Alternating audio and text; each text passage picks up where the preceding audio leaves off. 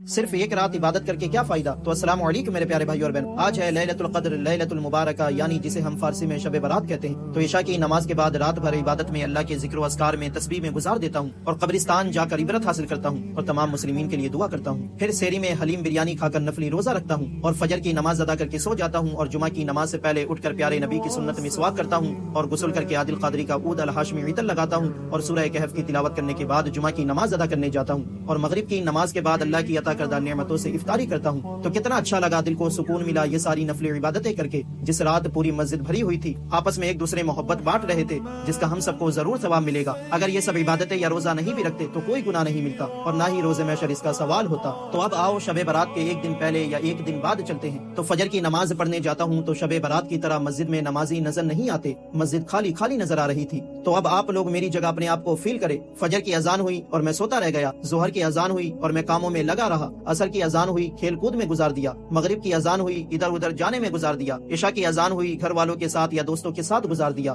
اور میں home work کرنے لگا۔ لیکن میں نے سوالوں کا صحیح جواب دینے کے بجائے اچھی رائٹنگ پر زیادہ دھیان دیا اور ٹیچر نے میری اچھی رائٹنگ دیکھنے کے بعد بھی مجھے سزا دے دی، کیونکہ میں نے ضروری چیز کو چھوڑ کر آپشنل چیزوں پر دھیان دیا۔ اسی طرح کیا ہو گیا ہے مسلمانوں کو، جس چیز کا ہم سب کو حساب دینا ہوگا، جو چیز ہم پر فرض ہے، ان عبادتوں کو کرنے میں ہم کیوں پیچھے ہیں؟ اور جن نفلی عبادتوں کا ہم سے سوال تک نہیں ہوگا انہیں کرنے میں اتنا جوش دکھاتے ہیں۔ تو پہلے سوالوں کا صحیح جواب دو، پھر اچھی رائٹنگ پر دھیان دو۔